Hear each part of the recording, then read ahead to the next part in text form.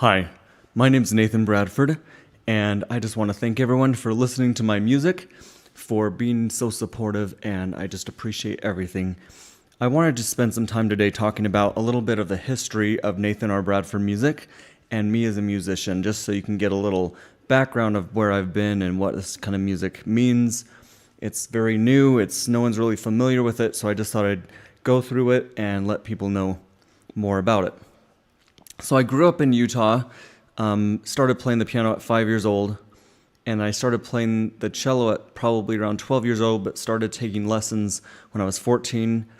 And I started getting really serious with music, and some of my early influences is Hunchback of Notre Dame by Alan Menken and Stephen Schwartz, the Disney film. That was one of the most amazing scores I was introduced to as a kid. I loved Hellfire. I loved all the animation. I loved everything about it.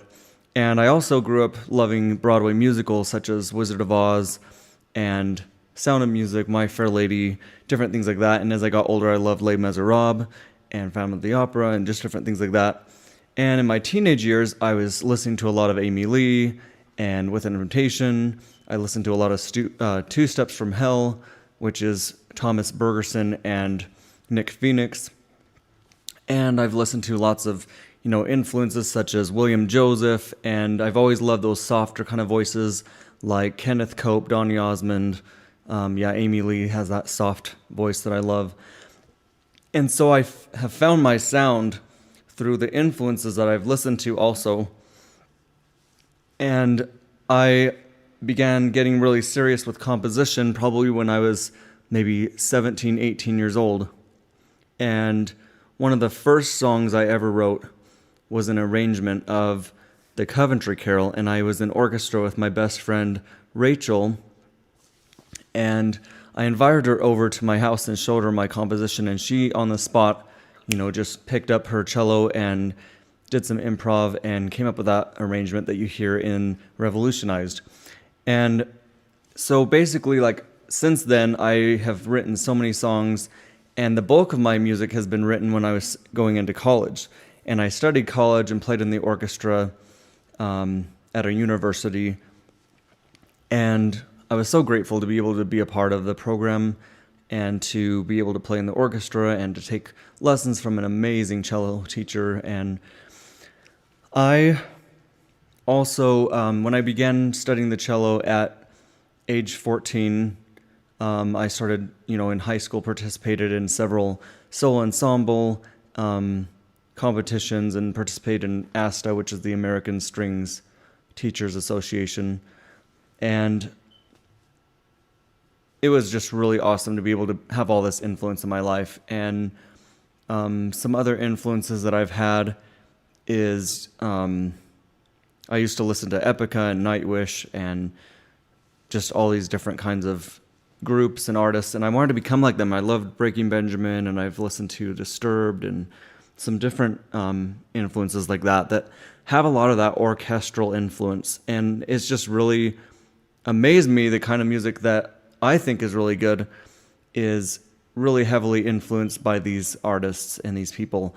Dave Eggar plays with Amy Lee all the time, and he has also participated in many bands' albums and different things like that.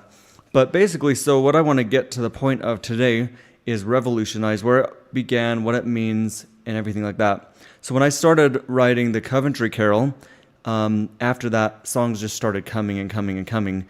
And I was studying in my college, and I was supposed to practice, 2 hours a day in the practice room and things like that.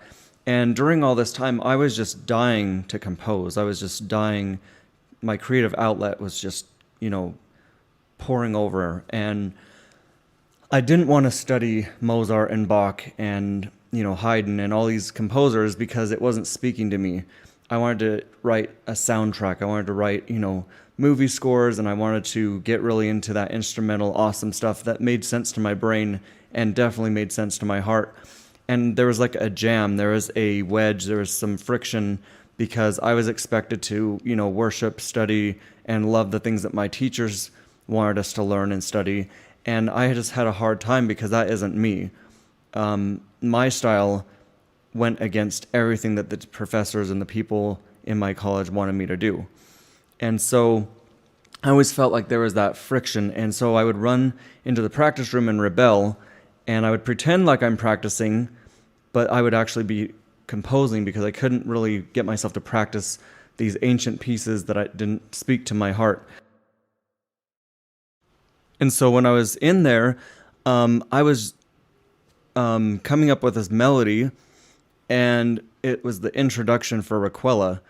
And I played the cello piece in the practice room a lot, and it was something that I liked what I was coming up with, but I was kind of frustrated because I wasn't thinking, is it my sound? I was overthinking it. I was wondering, is this really my sound? Is this, too influential of something else?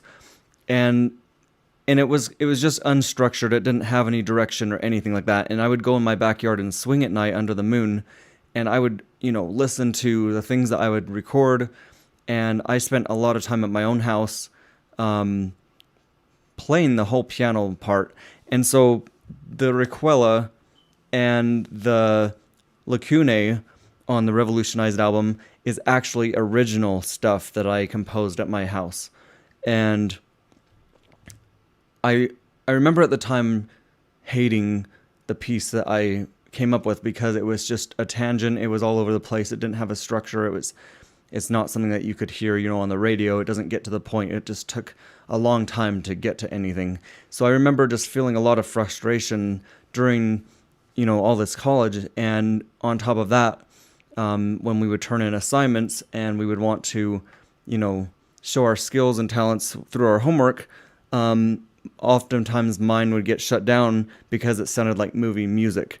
And it wasn't good enough in their eyes because it wasn't following figured bass and all these rules of theory and all these different things. And so if you listen to this song, Song of Venting and Release, that talks about my journey, my story of how I'm not going to do what everyone else wants me to do. I'm not going to fit inside their box. And the music videos that I've written and done the script for and produced, they show the visual of being put in a box. They show, everyone else wants you to play this role, or they want you to be Mozart. They want you to put on the wig and play the flute, and they want you to put on the outfit, and they want you to be all these things. And I kept saying no, no, no. And no matter what you tell me to do, I can't do it. And one of the lines in the Raven song, that was the whole message of the song for Raven song, is take my life and let it be your separating tragedy. I listen to my heart, don't deem it wrong. This is my own Raven song. All that you ask for says goodbye. I'll never become what you do, turning away for something new. So I'm going to be that one student that doesn't follow what all the other students do and become their professor's, teacher's pet, favorite, things like that. I'm going to be the one that separates, and it's going to be a tragedy because they want me to conform. They want me to become this thing that I'm not going to become. I'm going to turn away and do something new and find my passion, follow my heart. So it's a lot of rebellion and lots of fight in this album. Lots of, dissonance and issues in my heart with all these things. So Revelation comes from a place of frustration. Revolutionized, I mean.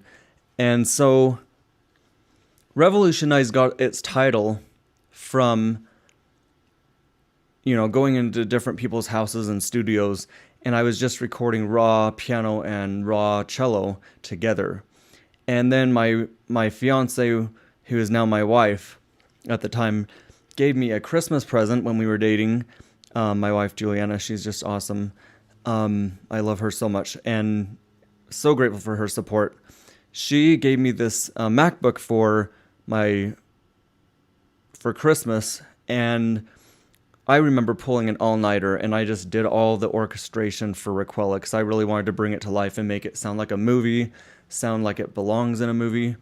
And I actually did not sleep at all. The sun was coming up, and I heard the birds chirping, and I was like, man, I haven't gone to sleep yet. And that was the first time in my life I pulled an all-nighter. But I finished Requella, and I just fell in love with it. It was the first time I didn't hate it. It was the first time I actually loved it and thought it was great. And I was never taught how to use GarageBand. I was never taught how to, go through and follow all the details and rules in there. I just kind of winged it and did my very best. And so when I started doing that, then I wanted to orchestrate Coventry Carol, and then I wanted to orchestrate Frizzen and all these other ones. And so revolutionized means taking something that is just, regular or ordinary, making it extraordinary, and just changing it completely drastically, and making it sound like it belongs in a film or a movie. And that's the kind of music that I want my music to fit into. Not in the classical box, but I want it to fit into the movie score cinematic box. And so I'm just so grateful for how far it's come. It's taken 13 years. I think it was 2008 is when the Coventry Curls started, and it has just been a long journey to be able to create this album. And when I was going into this project, it was not even a project. It wasn't even an album. It was just, I'm in the mood to write. I'm just going to write something. And then things just kind of started flying and flying through my mind, and everything just came together, and I was just so excited. And so I'm so grateful for all the support that I've been given. If it wasn't for my parents, if it wasn't for my, cello teacher and my cello teachers, and for my piano teachers and different people who have stuck there with me, it has been just wonderful. And I just want to thank everyone. So I hope you'll check out the music videos on my YouTube channel. You can go to Nathan R. Bradford Music on Instagram, on YouTube, on Facebook, and it's all under Nathan R. Bradford Music. And I wanted to make it just simple to find. So I hope that you will share this album with your friends, share it with people who are in orchestra, share it with those of your family, friends, anyone else who might be interested in cinematic music, or those who are interested in all music. I'm just so grateful for everything, and just want this to be my story, my journey. And I'm so excited. My other album that I've done is called Note by Note, and that's just a long journey of using MuseScore. I couldn't think of it for a second. MuseScore. Using MuseScore to listen to some of my favorite scores by ear, and then I use the piano and MuseScore to just plunk it out and to hear it by ear and stick it into the program. So I wasn't using resources. I was just using how it sounded. And it sounds really, really, really difficult, but when you have your score pulled up on your computer and you pause the video every 5 seconds, you can kind of get all the notes in there, and you can have enough time to slow down and say, is this a full chord? Is this all the notes that are in this section? Or is this how I hear it? So Note by Note has 51 tracks, and it's also including all the music that I've written, or a lot of the music that I've written from even when I was studying at college and all sorts of different places in my life. So anyways, I just wanted to share this and get it out there, and I'm just so excited, you guys. So thank you for listening, and I hope you enjoy all these albums that I have put out there, and that you'll share it and put it on your social media, or you can just share it with people in, a car ride or whatever else you do. So anyways, thank you for listening, and I hope you'll continue to look for the new music and the new content that I put out, because there is more coming. Thank you.